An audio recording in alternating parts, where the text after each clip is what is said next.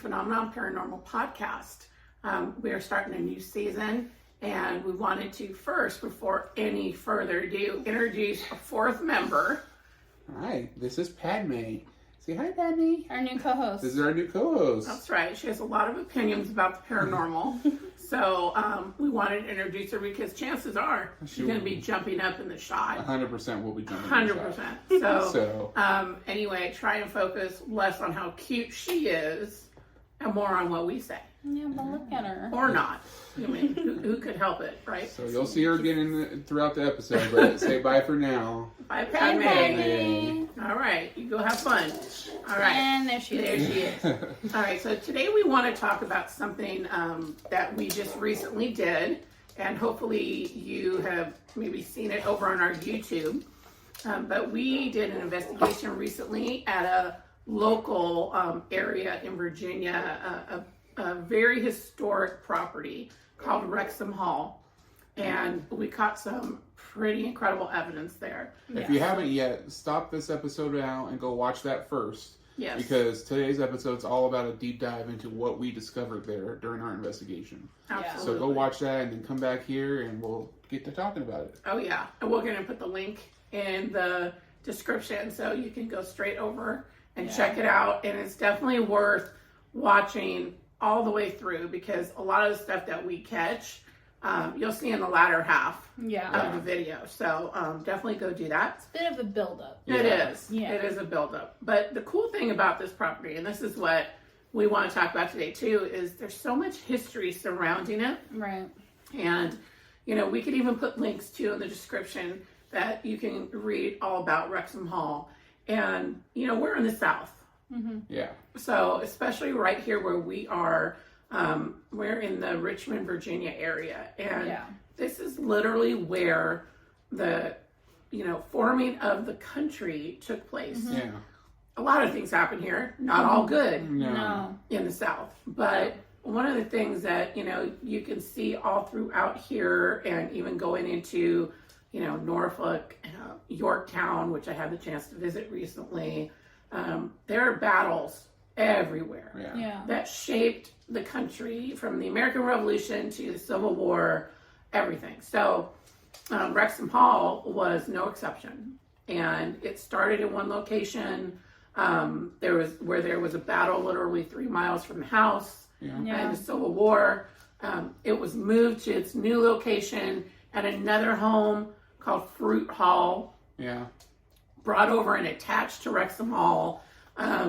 It was used as a Civil War hospital, treating both North and South soldiers, which, you know, there is a former operating room that Allie can tell you about. Right. I don't know if you want me to get into it now, though. Yeah, we can build up to it. Yeah. And aside from that, it's been, you know, a part of multiple families' lives because it was built in like the late 1700s. We came to find out. Yeah. There's been a lot of families that have lived there. There have been multiple doctors who have owned the property and had practices in this building. There have been deaths on the property. There's a lot, and even something we found out right when we got to the investigation that we didn't even know happened recently. Right. And we'll talk about that later. Yeah. But a lot of opportunity, I think, for, you know, the word haunting kind of always gets me. This isn't a situation where it was like, oh, you know, the owners were, you know, in fear and they wanted to, you know, find out what was causing all this chaos. No, it was nothing like that. This is just a matter of a historic place retaining all of this history, I think, through energy. Right. So I'm going to turn it over to, I don't know who wants to talk first to kind of walk us through how the investigation went. I mean, Anthony, you like doing deep dives, so why don't you go first? The first thing we did when we got there is a typical EVP session. Got a few hits on that, but the real EVPs weren't really until like later. Yeah. After that brief EVP session, kind of get a feel for the place. We did an Estes method session, which is, you know, is our go-to paranormal tool technique that we like to use. So Allie, of course, went under during the session. Yeah, remind them what the Estes is for anyone who's maybe just coming into this right now. The Estes method session really is, you have a spirit box, you have noise canceling headphones so there's no outside interference, and a blindfold. That way, when she puts all this on, she's cut off from all senses from outside the world except for what she's listening to on the spirit box. And the spirit box sends a very fast rate of white noise, pretty much. It's scanning through multiple radio frequencies on either FM or AM, depending on what you choose. And it creates so much white noise that supposedly the spirits are able to communicate through that device using the white noise. And so that way, when she has no sight and no other sound coming in, she can't say that we are interfering. She's not reading her lips or anything. She is only focused on what's coming through the spirit box. Right. Yeah. And so that's what she did. She went to the kind of the parlor foyer kind of area of the former home, and set up in there while we set up in more of the area where they host events, where they host, weddings and banquets, that kind of thing. And we started asking questions, and some interesting things came up during that session, I think. We got a name right away. We got the name Holland. Which we didn't get a lot of this information until we were either doing the session, because the owners happened to come in while we were doing the Estes Method session, and we found out some of the things right in real time that we hadn't known before. So, Holland again, Mom? Holland, when we heard it, it didn't really ring a bell. So when the owner came in, the owner, Greg, he really dove into the history of Wrexham Hall when they bought the property, and their intention is to turn it into a bed and breakfast and an event venue. So he did all this, digging into the historical facts of the property. And when he came in, I asked him, I said, we got the name Holland, and this Estes method was still going on while we got it. And he said, oh, well, definitely, there's a Holland that is attached to the property. Yeah. So that was really interesting to us because we didn't know anything about that. Allie definitely didn't know anything about that. And we even have, which if you watch the video of the investigation, you'll see the printout of the historical breakdown of the different owners throughout history of Wrexham Hall. And there was Francis Holland Haig, I think, is one of the owners attached to this property. So when she got that, that was very interesting. Yeah. There was also, and I want to make note of this for later, but there was also someone named Maureen that was coming through. A couple times. A couple times they said Maureen, and then they said it again and said, look me up. Yeah. So that was definitely something we wanted to do, which I will tell you how that comes into play later. Yeah. But the owner did not have a Maureen that he knew of, so we'll touch on that in a bit. So a lot of stuff like that came out during the session. We're not going to give away all the details. We want you to actually go watch the video to see what all we caught. Right. But it was fascinating because, we ended up talking to the owners during the session, and she was oblivious to our conversation, but she kept getting hits like during the session. And you'll see in the video too, we have the newspaper outline of when they did a piece on the house before. Just very fascinating, interesting information that we had no knowledge of, which I think is always fascinating because you go into it, like you said, we know the history of the American Revolution, the Civil War, the battles, the doctors who had to practice in the house. You expect certain things when you hear that history, but we kept getting things that we had no knowledge of that really not only expanded on the house's history, but things that happened around the house as well. Right. So that assist was pretty successful, I'd say. And then from there, Allie went up to the operating room. Right, and the operating room, I mean, you may know more historical facts than even I do about it, but it was used during the Civil War. And there were still bloodstains on the wood floors that the owner showed me in different areas, which you'll see in the video as well. And one was rather large, which was a little unsettling but interesting at the same time. And it felt heavy in there. And even when I was upstairs after that in a separate room, it just felt like the entire upstairs had like this heaviness to it. And like there's definitely something I don't know, lingering there is the best way I can put it, whether it's energy or spirits themselves or whatever.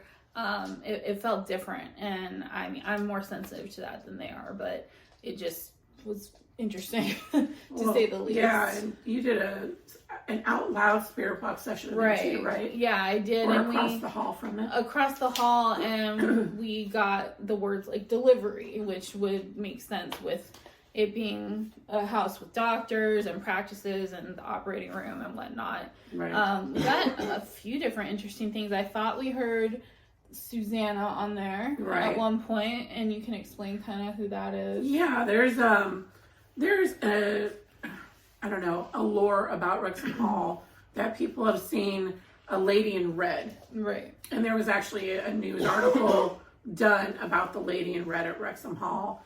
And don't be shy, come join us over here.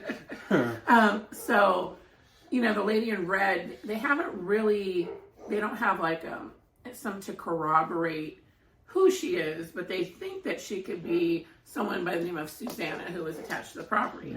Yeah. And so we made it a point to ask for her when we were doing our investigation. Mm-hmm. And at one point when Allie was upstairs, she did ask if it was Susanna who she was talking to, and I believe she said yes, or I'm here. Right. And we do have that. And also, if you watch the video, you'll see the kind of background about the lady in red that the owner, Carol, gave to us, which was really interesting. There were sightings of her on more than one occasion, and some things that happened around the house when they moved in that she thinks could be related to Susanna.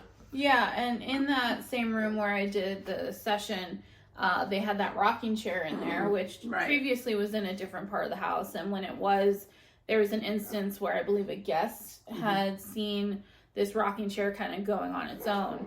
And it seemed like it was what they thought was Susanna maybe playing a little fun trick on them or something. So when I was up there, I tried to see if it would do it again. And it did very slightly. And if you watch the video, you'll kind of see what I'm talking about. And it seemed like it kind of correlated with me talking to Susanna at the same time. Right. So it seems like she kind of likes to have a little fun. Yeah, and that's kind of what the owner has shared with us. She thinks she's a little trickster. Yeah. In a way. And at one point, and we don't really say it on the video. Mm-hmm. We probably should have noted it, but at one point you can see where Allie sort of suddenly turns around during her session, and she relayed to us that's because she felt like someone touched her on her back. Yeah. And you could kind of see her turn around to look. So those were kind of things that happened upstairs. Yeah. I would say that what really took off during the investigation is when Allie came back downstairs, and then either Anthony and I both did separate solo sessions in different rooms downstairs. So Christina went first. She actually went into like the dining area. Right. It's now called the food room because it's right off of where they hold their events. So it's kind of where the caterers would come in. Right.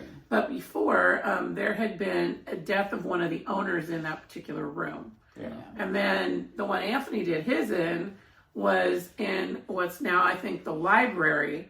And that room is where they actually held the wake for the person who had died in the room I had done mine in. And back in the day, that's what they used to do. That was sort of the tradition, especially if someone died in the home. They would have their wake rather than at a funeral parlor. Yeah. They would have it right there somewhere in the house, and then the body would be removed from the home. So we thought those two locations would be really interesting to do some EVP sessions in. And they were. And they really were. Although yours was technically a spirit talker. Yes, I should explain that. And we caught the EVPs on the camera. On the camera, right. And the spirit talker, again, like we've said this before. She wants to be a part of it. Yeah. Well, I think she needs to be at this point. She said she has opinions. Hi. And the Spirit Talker is actually an app, and we don't use a lot of phone apps when we do investigations. No. There's a reason why we trust this app. Yeah. More so than others. Yeah, its track record has been pretty spot on for us, and we kind of try and use it, like we'll use it in conjunction with the Estes method to see if what we get on the Spirit Talker kind of, coincides with what Allie's maybe getting on the Estes. And for anyone who's watched investigations, you probably have heard of an ovulus. That's kind of what the Spirit Talker app works in the same way as. It has a word bank, Mm-hmm. and it pulls up words that supposedly are trying to be communicated to us. And we have really gotten some great hits using this app. So we did use it during the Estes Method session, and that does come into play later, which I will tell you. But I used that and did a Spirit Talker session, much like you would an EVP session, where I just ask questions and see what we get on the Spirit Talker. And that was in the food room. And what was interesting is that, we were recording it on camera, and we got multiple EVPs during that session. Yeah. Now, I have to preface this because we got so many EVPs. Yeah. And the thing about EVPs, if you watch paranormal shows on TV, they make it look like you can get an EVP pretty much any time you go into an investigation. But the reality is, for anyone who's actually tried to do a paranormal investigation, is EVPs are very rare typically. Right. They're harder. They're much harder, and you have to really listen and pay attention, and you might get a word here or there. Right. And so going into this, even with my session later on, I was not expecting to get like hardly anything. If maybe one or two words from someone, if they really wanted to communicate. But this place was just alive with activity. And I'll say, I think there was a reason for it. Yeah. I mean, this is kind of what I always feel. And I had asked the owners prior to doing this, when was the last time somebody came in here and did an investigation? And it's been at least 10 to 12 years. So it's been a long time. Yeah. And the reason I was interested in going there is because I had actually seen the one that was done like eons ago. Yeah. And, they had caught some EVPs then, and I read about the history of the place, and my belief is everywhere around us, like, holds energy. It doesn't matter if a place is necessarily really old, or, our house, for instance, is only 25 years old or something like that. Yeah. But it still holds energy. There was a Taco Bell a few towns over from us that when we were at a Halloween shop, they said this Taco Bell was haunted. Exactly. So, I mean, it could be anywhere. Anywhere. But I think when a place has a lot of traumatic history and years of it, from the late 1700s on, I think it can retain even more energy, obviously, because it's been around longer and there's been a lot of traumatic events. Yeah. It sort of soaks into a place, I think, which is why you'll see a lot of the same places investigated a lot on multiple different shows, because it's got history. So anyway, when we got in there, I mean, I'm not going to tell you what the EVPs were that we caught in each session, but it really went along with a lot of things that we heard about the property, the history of the property, or later found out. Found out, and footsteps in my session, more than once, a knock, and then again, the funny thing is, I was just doing a Spirit Talker session, so I was strictly looking on what I was going to get on that, and on the video itself is where we started hearing multiple voices that we caught. So that, like, the lights flicker at one point. The lights definitely flickered. Which is a claim that they said happens off and on. Right. And they've checked the electrical, and it shouldn't be affecting that room in particular. Exactly. And then there was, you didn't react to many of the EVPs, but there was one towards the end that wasn't more a EVP as like an actual physical interaction. The knock. Which is funny because we actually are the ones who heard it. Right. Which we were kind of in the next room over, and we heard this really loud knock closer to us, but you can actually hear it in her session. Right, and I had asked for one right before it happened. So you'll see, if you watch video at the end, they're like trying to call me from the other room and they, hey, we just had a knock, because they knew what I had asked. So, and his session was crazy. He had even more very direct response EVPs during his session that like we said, it's, you know, if you get 1 or 2 during an investigation, you're pretty stoked. Yeah. And here's the thing about, I think, listening back when you do EVPs, it's good that there's 3 of us listening at different times because we each caught different ones. Yeah. So if only one of us had listened, we probably would have missed like half of them. Exactly. But when you go back and you really listen and each person has their own session of listening, I think more comes through than you realize, and that's why you're able to catch as many as we did at that point. And honestly, I won't say what they are, but the one part where it literally had 4 back to back was insane to me. It was just like boom, boom, boom, you know, and it's like, how does that happen? I don't know, but the thing about that part you're talking about too is, you know, after the investigation, as, you know, I started researching even more to find out certain things. You know, something would come up that we would either, you know, oh, we heard this and we caught this, and I'd email the owner and say, oh, does this ring a bell to you? And, you know, we're going back and forth. And the section she's talking about, where there was a name actually thrown out. Of course, I emailed the owner and I said, does this name mean anything to you? And within about 5 minutes, he emailed me back, and he, you know, went through a lot of the history he had, and there was someone with that name attached to the house. And in the video, we actually have like the obituary for that person to attach to the house. So getting things like that is like really validating. To know that from the Holland name to stuff like that, that we can say, hey, this definitely matches the history, and we didn't know about it before. Right, we didn't know about it. We weren't looking for it. I think which is important, because you can go into a space that's been investigated a million times, and people have the same claims, and they're going in looking for those claims, and I think it can kind of taint what you're looking for right at the get-go. Right. And that's the other thing I was going to say about how long it's been since anyone's been in there. I kind of feel like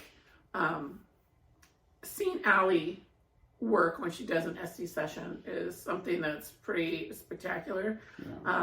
She is so very open and in tune to things and empathic that whenever we do a session, for lack of a better way to describe it, it's like seeing a bunch of people are just running toward her like, oh, she's here. And we want to talk. And a lot of people are just trying to get through, talking over each other. We've even heard people being like, it's my turn. And almost like they're waiting in line. It's pretty crazy, because if you've seen other people do an Estes method session on shows, there seem to be a lot of gaps and pauses because they're just waiting for someone to come through. That's not the case when she does one. It's like they're really drawn to her. So I think when there's been a place like that where no one's investigated maybe ever or for a long time, and they suddenly it's almost like someone flips a switch and they know that there's someone listening who's trying to communicate, and they all just sort of come out. And I feel like maybe that's why we got all the EVPs we got, because they were like, whoa, what's happening? Like it something up. So I mean, before we get to I guess the real interesting part to me of the investigation, there was one other thing too that you'll see that the owner mentioned, which is that she would also find blossoms from the dogwood tree.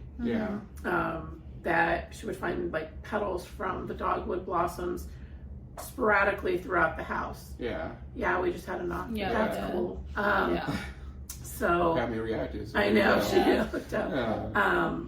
But she, in strange places. It wasn't like, okay, she came in from outside and they're by the back door or whatever. She find them in a dresser drawer. In a dresser drawer. Upstairs and placed in the basement, different places. And she was like, what is this about? Where are they coming from? Right. And at one point, I think it was your Esty session, you got something about the dogwoods. And then they said it's important. It's important. So we're not exactly sure why those are important, or if they're trying to lead her to find something. But in the video, we did pull up what, I don't know what all this tapping is. Finding dogwoods and what they represent. So you'll have to watch videos. Just one other, it's a brief thing. We don't mention it in the video because we don't really have evidence of it. But both Allie and I did actually see something out of the corner of our eyes at different points in different places. Yeah. She saw something while she was upstairs in the operating room, right? Yeah. Like a shadow out of the corner of her eye. Yeah. And I saw the same thing while we were wrapping up downstairs. Before we did our exit shot, I saw like a shadow out the corner of my eye kind of run down the hall. Right. And I at first was trying to be logical, and I thought, well, maybe it's a cat or something, because they had mentioned they had a cat. But we asked them, and they said the cat's put away downstairs in the basement behind a locked door. Right. So there was no way it could have been any sort of animal in there. So something ran past while we were there twice. Something clearly trying to get our attention. We could have an explanation for that. Yeah, I was gonna say. Yeah, we could. So this is something that we were totally unaware of when we planned this investigation, and didn't know until we got there. When we arrived and we were just talking to the owners, the owner Carol mentioned to us that a few weeks before we got there was a terrible accident right on the street, on the same street that their property is. Yeah. They could see it from their window. Right, and it was a car accident, and 2 little girls were killed. And I mean, it's just horrible. It's awful. It's tragic. Yeah, I think they were like 6 and 9 or something like that. They were real little. Real young, 2 sisters. And going into a place like that, obviously you hear stories like the Lady in Red and the history, and you're expecting interactions with older ghosts. Right. Whenever you see a show and they describe, what have you seen there? It's always a lady in red, lady in white. Victorian garb. Yeah, very old spirits. But what we got on the evidence review speaks to these little girls. Yeah, it was actually really sobering, I think, when all was said and done, because as I mentioned, when we were done with the investigation, we didn't know everything we caught yet. Yeah. But one of the things that we did hear in the essays was that name Maureen, and then she said, "Look me up." So I was going through a lot of the history. I went on ancestry websites to try and look up family members of the known owners throughout the history of the home to see, are there any Maureens attached? I was not finding anything at all. But then I went back and I was like, I decided as I was doing that, well, you know what? Let me look up the details of that accident to see if anyone involved was named Maureen. Because at that point, I didn't know the names of the little girls. I didn't know the name of the driver. So, because I think what had happened was the babysitter of these girls was driving and crashed into a tree or a pole, something of that nature. So maybe their mom was Maureen. I didn't know. So I looked it up and found multiple articles on the accident. And I saw the names of the little girls, and one of the little girls was named Ava. And right away, something like just stuck out to me, like, why does that seem familiar from the investigation? And I couldn't remember why. So I'm going back through all the different sessions we did, and then it came to me, like, we did a spirit talker while Allie was doing her Estes Method session. And when you use the Spirit Talker app, it keeps a record of all the words that it puts out in a folder. And I pulled that up, and sure enough, the last thing we got on the Spirit Talker was the name Ava. So I was like, wow. I mean, again, that's why we trust this app, because you never know how it's going to connect like that. It always seems to be in conjecture with the Estes method that it just clicks. It did. And then when we go further in the investigation, like we got EVPs that really correspond to little girls, from giggling to some things that were said, running away, like little footsteps. The little laughter. Footsteps running away. And the thing, seeing things out of the corner of your eye, look like they're running past. Things on the spirit text that we're playing now. Different things that it just really felt like they're attached there maybe because of, you know, where this thing happened. And I even went back and, you know, kind of talked to the owner about it, and they said, well, you know, actually, and this we had no idea of, even while we were on the property when they told us about the accident.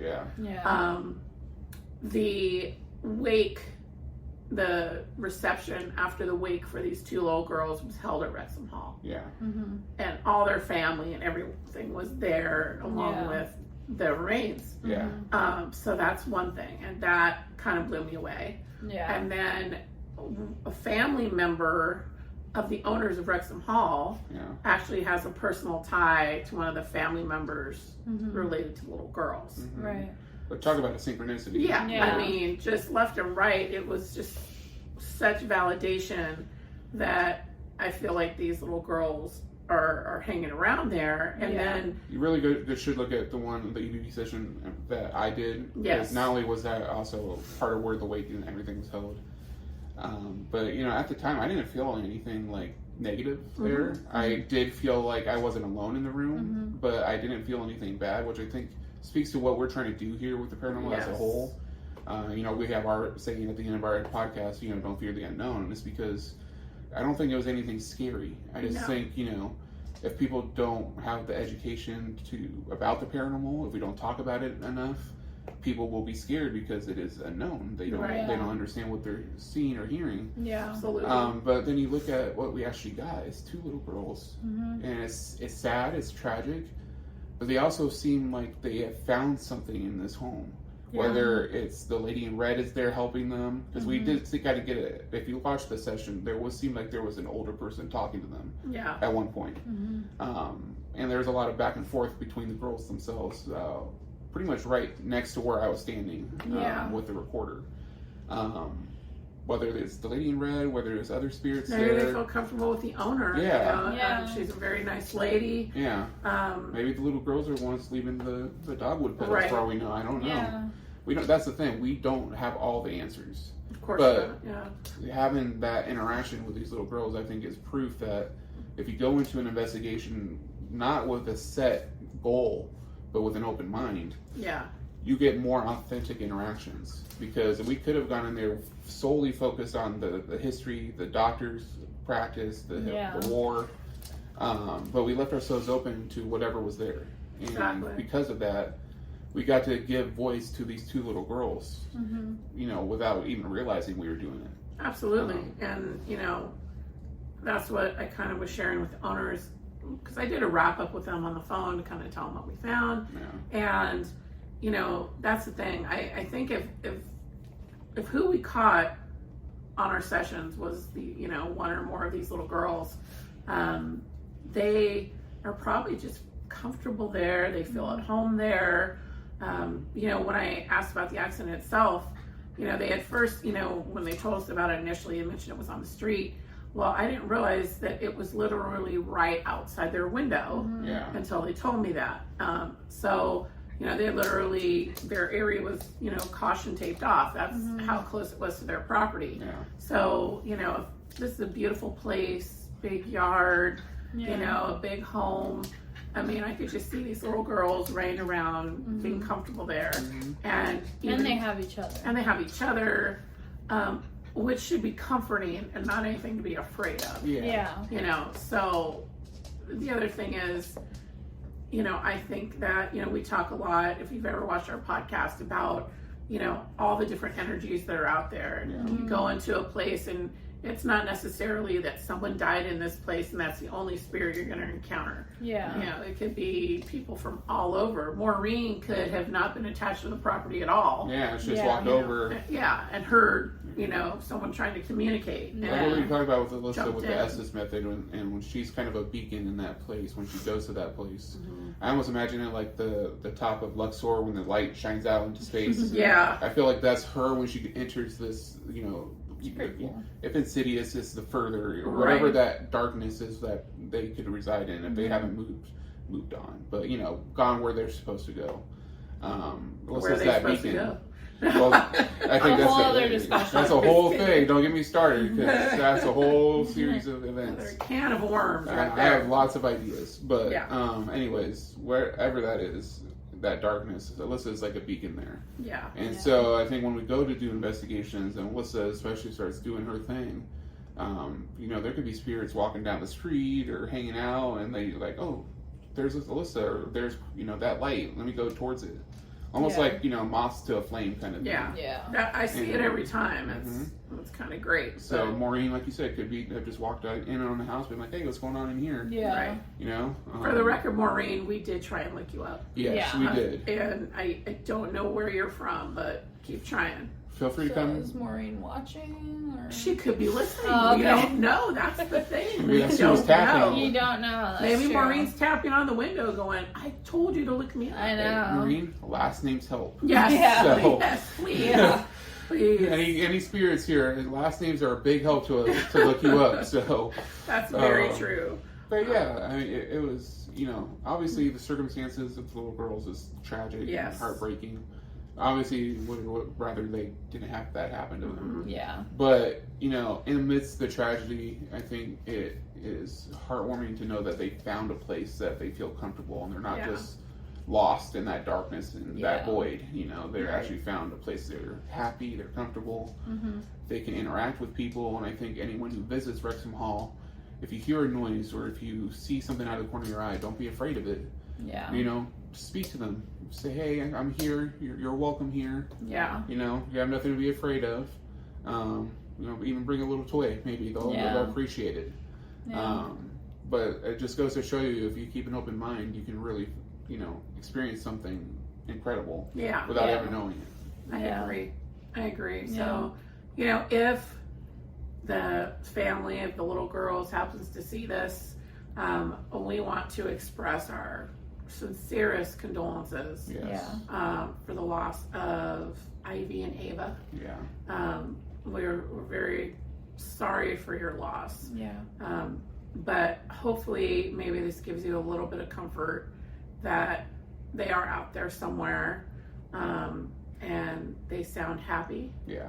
And they're together. They're together, and that we don't know what happens on the other side, but our hope is always that we can see those loved ones again, Yeah. and I think they're okay. Yeah. Yeah. So that's what I want to say to the family of Yeah. Ivy and Ava. And again, we're going to put all the links down here for you, so you can watch the investigation. If you have any questions or you hear things that we didn't hear, Yeah. please let us know, because we would love to hear it. Listen with headphones when you watch the investigation, so you can hear those EVPs really clear. Yeah. Yeah.